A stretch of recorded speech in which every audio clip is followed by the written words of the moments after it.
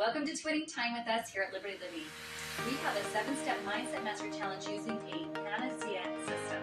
So we're going to show you how to use the P.A.N.A.C.E.A, and we're dedicating 7 minutes each day to focusing on positive psychology, an improved mindset, and raising our vibration to align to our desired outcomes by breaking epigenetic patterns and old belief paradigms to develop and master a winning mindset. In this video, we will be covering solutions to break inherent patterns and recode subconscious programming to permanently improve outcomes to specific conditions, since there's no quick fixes. So stay tuned. Okay, today we are discussing step 4, accountability yields empowerment. These steps will align us to new solutions and develop a deeper level of accountability to be the change we wish to see, which will yield greater empowerment. By activating the frontal lobe, we also activate our highest level of emotional maturity. So we will outline measurable steps to execute and achieve weekly results. All right, so firstly, you cannot control the genetic cards you have been dealt, but you can learn how to play a winning hand.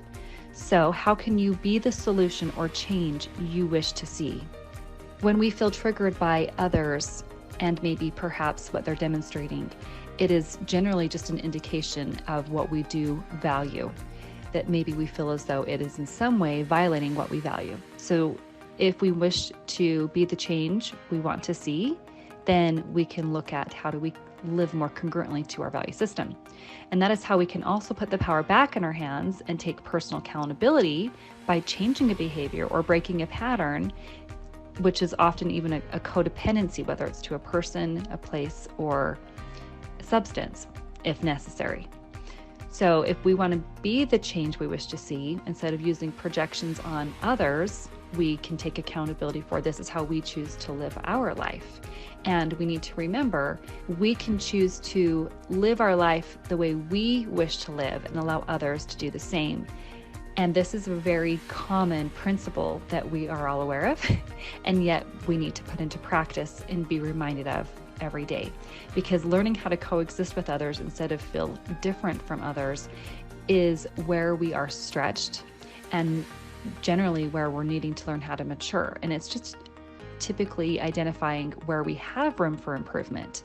And when we see what we all have in common, that is where we step out of separation and step into unity consciousness. So look at what we have in common with others, even if it's just understanding the core essentials for humanity.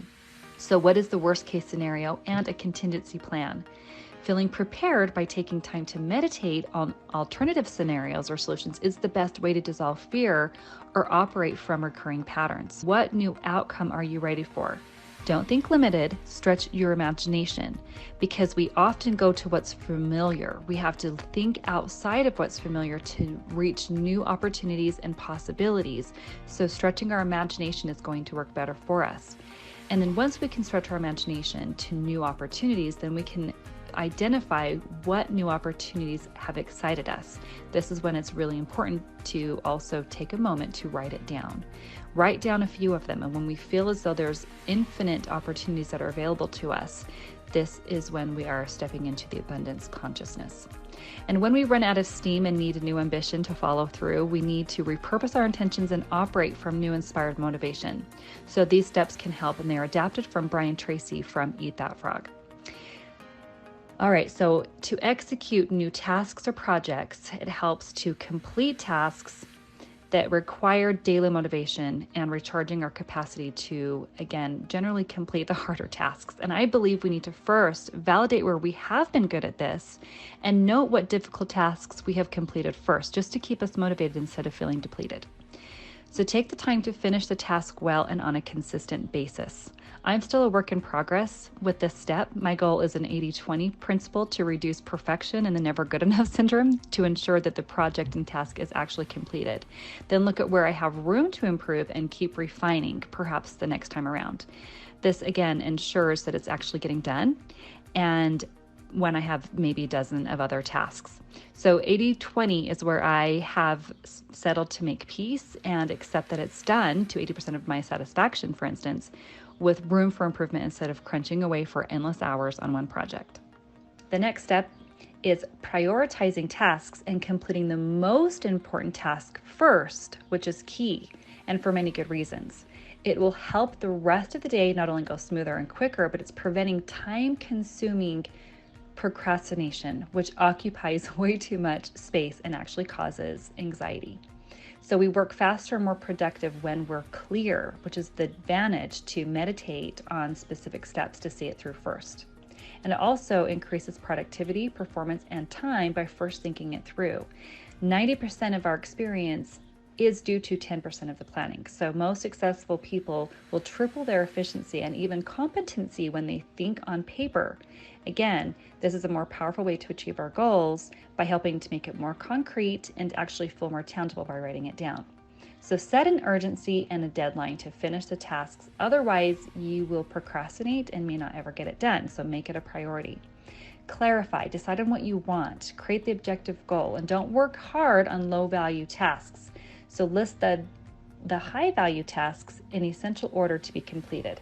This makes it easier to accomplish our goals when it's broken down into smaller steps, and execution strategy is everything.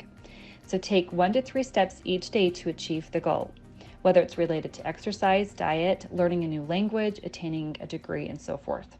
Attaining goals produces healthy dopamine levels. Exercise, having something to look forward to, and having a step-by-step process to complete them is the best way we can stimulate those healthy dopamine levels. All right, in our next step, we will be discussing one of our biggest steps. And if you are working on healing relationship dynamics with any primary relationships in your life, this will be the best step for you to help heal interrelational dynamics as well as to create conscious relationships. So we'll look forward to welcoming you then. So if you wish to learn more and are truly ready to transform your conditions and your relationships from inherent programming for good, then go ahead and click the link below to get started to access our complete 7-step P.A.N.A.C.E.A system. Please let us know if you gained any value from this, and by sharing this video with your loved ones, liking and subscribing so we can make more beneficial videos for you.